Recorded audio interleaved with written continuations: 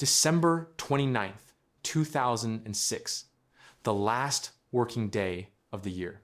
While the world prepared for New Year celebrations, the British Treasury executed an electronic transfer that would close one of the longest financial chapters in modern history, $83 million, wired to the United States. The final payment on a debt that had haunted Anglo-American relations for over 6 decades. But this wasn't the whole story. What most people don't know is that this payment only settled half of Britain's wartime debt. Hidden in the shadows of history lies another agreement, one that was never honored, never forgiven, and technically still exists today. To understand this hidden debt, we must travel back to 1917. The Great War, what we now call World War I, was devouring Europe. Britain had been fighting for 3 brutal years. The trenches stretched for hundreds of miles. Millions were dead. And the British Treasury was hemorrhaging money at an unprecedented rate. Before the war, Britain's national debt stood at £650 million. Within just 5 years of conflict, that number exploded to £7.7 billion. The empire that once financed half the world was now desperate for cash. Every shell, every rifle, every ship, everything needed to fight the German Empire had to be paid for. And Britain could no longer afford it alone. Enter the United States. When America joined the war in 1917, it didn't just send soldiers. It opened its treasury. Over the next 18 months, the U.S. government loaned Britain approximately $2.5 billion in 1917 money, equivalent to roughly $50 billion in today's currency. This wasn't charity. These were formal government-to-government loans at 6% interest. Every dollar was recorded, documented, and expected to be repaid. By the time the armistice was signed in November 1918, Britain's debt to America had grown to approximately $4.4 billion. To put that in perspective, that was nearly equal to Britain's entire GDP at the time. The nation that had built the largest empire in human history was now the largest debtor to its former colony. But Britain wasn't alone. France owed even more. Italy, Belgium, and a dozen other nations had all borrowed from America's seemingly endless coffers. The web of international debt was staggering, and everyone assumed these debts would somehow be forgiven or canceled. After all, they had fought together. They had defeated tyranny together. Surely the costs would be shared. They were wrong. President Calvin Coolidge said it plainly in the 1920. They hired the money, didn't they? America expected full repayment. No cancellations, no forgiveness. Just the cold, hard mathematics of debt. In 1923, Britain negotiated a payment plan. The debt would be paid over 62 years with increasing installments. For nearly a decade, Britain paid. Every 6 months, millions of pounds left the British Treasury and crossed the Atlantic. The government raised taxes at home to pay America abroad. Then came 1929, the Wall Street crash. The Great Depression spread like wildfire across the globe. Banks collapsed, unemployment soared, international trade seized up, and suddenly, Britain, along with most of Europe, couldn't pay. In 1931, President Herbert Hoover declared a 1-year moratorium on all war debt payments. It was meant to be temporary, a pause to let the world economy recover. But the economy didn't recover. It got worse. France defaulted in 1932, then Belgium, then Italy. By 1934, every major European nation, except Finland, had stopped paying. Britain faced an impossible choice. Keep paying America while other nations defaulted, or join the cascade of defaults and preserve what little financial stability remained. The debate in the cabinet was fierce. Some argued that Britain's reputation as the world's most reliable debtor was at stake. Others argued that continuing to pay would bankrupt the nation. On June 15th, 1934, Britain made its decision. It stopped paying. Chancellor Neville Chamberlain, who would later become Prime Minister during World War II, announced that Britain would suspend all payments pending a radical revision of the debt settlement. That revision never came. The debt, $4.4 billion plus accumulated interest, was never repaid. It was never forgiven. It simply remained. Fast forward to September 1939. War returned to Europe. Hitler's armies invaded Poland. Britain declared war on Germany. And within months, the nightmare of 1914 was repeating itself. Britain needed money, enormous amounts of money. But this time, there was a problem. America remembered the unpaid debt from World War I. In 1934, Congress had passed the Johnson Act, which prohibited Americans from buying bonds from any government that had defaulted on its debts. Britain couldn't borrow from American markets. The doors were closed. President Franklin Roosevelt found a workaround: Lend-Lease. Instead of loans, America would lend military equipment to Britain with the understanding that it would be returned or paid for after the war. Between 1941 and 1945, Britain received approximately $30 billion worth of aid through Lend-Lease. It was a lifeline that kept Britain in the war. But on August 21st, 1945, just days after Japan surrendered, President Harry Truman abruptly canceled Lend-Lease. Ships full of supplies were still crossing the Atlantic. Factories in America were still producing equipment for Britain. And suddenly, it all stopped. The bill was due. Immediately. Britain sent its most brilliant economist, John Maynard Keynes, to Washington to negotiate. Keynes was dying. His heart was failing. But he traveled to America because Britain's financial survival depended on it. The British expected generosity. After all, Britain had fought alone against Hitler for 2 years before America entered the war. Surely that sacrifice would be recognized. They were disappointed. The negotiations were brutal. America offered a loan, not a grant, a loan of $3.75 billion at 2% interest, to be repaid over 50 years starting in 1950. Canada added another $1.2 billion. The terms were harsh. Britain had no choice but to accept. But the Americans added a condition that would prove devastating: sterling convertibility. Britain had borrowed billions from India and other colonies during the war, paying them in pounds. These sterling balances represented money Britain owed but couldn't immediately pay back. The American loan agreement demanded that within 1 year, these pounds had to become convertible into dollars. On July 15th, 1947, convertibility began. Within 30 days, catastrophe struck. Countries holding British pounds rushed to convert them to dollars. India, Egypt, Argentina, nations that had supported Britain during the war, now demanded their payment in American currency. Nearly $1 billion drained from British reserves in a single month. British government was forced to suspend convertibility after just 5 weeks. Emergency austerity measures were imposed. Food rationing, which had eased slightly after the war, was tightened again. In 1947, British citizens were eating less than they had during the Blitz. The Marshall Plan, which began in 1948, provided some relief, but the damage was done. In 1949, the pound was devalued from $4.02 to just $2.80, a 30% collapse in value. Britain's century as the world's financial superpower was over. The age of American economic dominance had begun.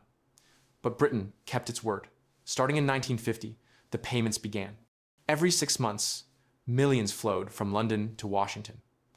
Unlike World War I, Britain didn't default. But the payments weren't easy. 6 times over the decades, Britain invoked a clause allowing it to defer payments. 1,956, 1,957, 1,964, 1,965, 1,968, and 1,976. In 1956, Britain deferred because of the Suez Crisis. In the 1960s, the deferrals came during economic turbulence and the pound's ongoing weakness. In 1976, Britain was so broke it had to seek a rescue loan from the International Monetary Fund, the largest IMF bailout in history at that time. Each deferral extended the payment schedule by another year. What was supposed to end in 2001 stretched to 2006. But Britain never walked away. Every deferred payment was eventually made. The interest kept accumulating. By the time the final payment was made, Britain had paid approximately $7.5 billion to the United States and $2 billion to Canada. Counting interest, Britain repaid roughly double what it had originally borrowed. On December 29, 2006, Economic Secretary Ed Balls made a formal statement. "This week, we finally honor in full our commitments to the US and Canada for the support they gave us 60 years ago. After 61 years of payments, the World War II debt was finally cleared. But what about the World War I debt? Here's where the story becomes truly remarkable. That debt, the $4.4 billion that Britain stopped paying in 1934, was never forgiven. It was never officially cancelled. It simply exists in a state of limbo. According to British historian David James Gill, who wrote The Long Shadow of Default, the US Treasury continues to maintain records of this debt. With interest accumulating for 90 years, the total now exceeds $16 billion. $16 billion that Britain technically still owes, but has no intention of ever paying. Why hasn't this been resolved? Because resolving it would be politically impossible. For Britain to formally repudiate the debt would be an admission of default, something no government wants in its historical record. For America to formally forgive it would require congressional approval, and no politician wants to explain why they're canceling billions in debts during budget debates. So both sides simply ignore it. The debt isn't mentioned in official discussions. It doesn't appear on standard financial reports. It exists only in historical archives and obscure treasury records. It's the financial equivalent of an unmarked grave. Britain's story isn't unique. The entire system of World War I debts collapsed in the 1930s. France owed America $3.4 billion. Italy owed $2 billion. Belgium, Poland, Yugoslavia, the list goes on. By 1934, they had all defaulted. The total unpaid debt exceeds $20 billion in 1934 currency, equivalent to hundreds of billions today. Some historians argue these unpaid debts contributed to World War II. The economic chaos of the 1930, exacerbated by debt defaults and retaliatory trade policies, created the conditions for extremism to flourish. Hitler promised to free Germany from the chains of Versailles debts. The populist appeal worked. America learned from this disaster. After World War II, the Marshall Plan provided $13 billion in aid to rebuild Europe with no expectation of repayment. It was called aid, not loans. The result? Economic recovery, political stability, and decades of peace. The investment paid for itself many times over. Today's sovereign debt crises echo these historical patterns. When Greece faced bankruptcy in 2015, debates about debt forgiveness versus austerity replayed arguments from the 1930. When Argentina defaulted multiple times, the same questions arose. Should debts always be repaid? Or are there circumstances where forgiveness serves everyone better?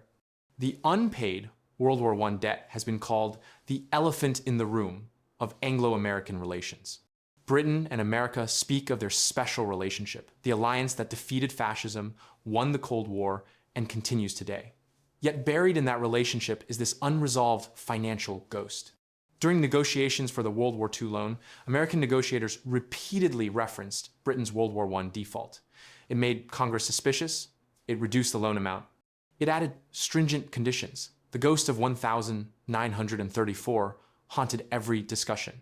Even today, though never publicly discussed, this history affects the relationship. Britain has been America's most reliable military ally, joining wars in Korea, Iraq, Afghanistan. Some analysts suggest this military partnership is partly motivated by maintaining the special relationship, a relationship that carries unspoken financial baggage. What does this century-long saga teach us? First, that sovereign debt is fundamentally different from personal debt. When a government borrows, it's not just a financial transaction, it's a political relationship that can last generations. The decisions made in 1917 and 1945 shaped the world we live in today. Second, that the line between prudent lending and predatory lending is often blurred. Was America right to demand full repayment from war-exhausted Britain in the 1920?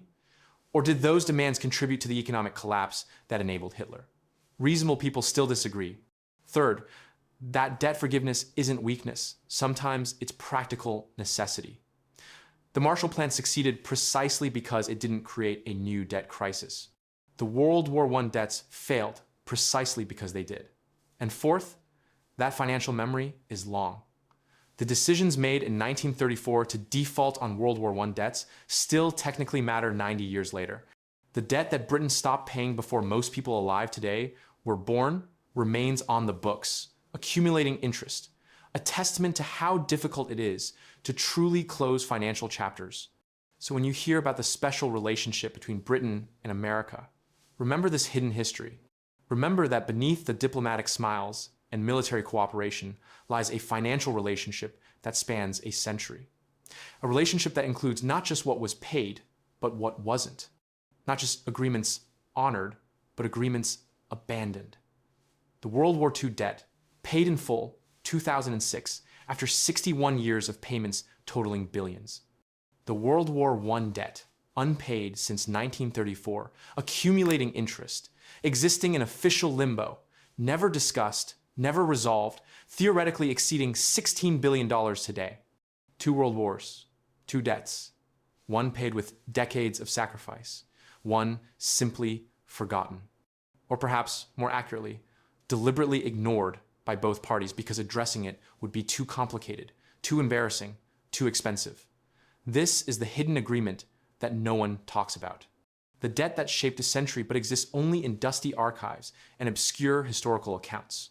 Britain's century-long financial relationship with America, a story of money, power, war, and the complicated question of what nations truly owe each other. The question remains, will this debt ever be formally resolved? Or will it simply continue its quiet existence in the shadows of history? A permanent reminder that in international finance, nothing is ever truly forgotten, even if everyone agrees to stop talking about it.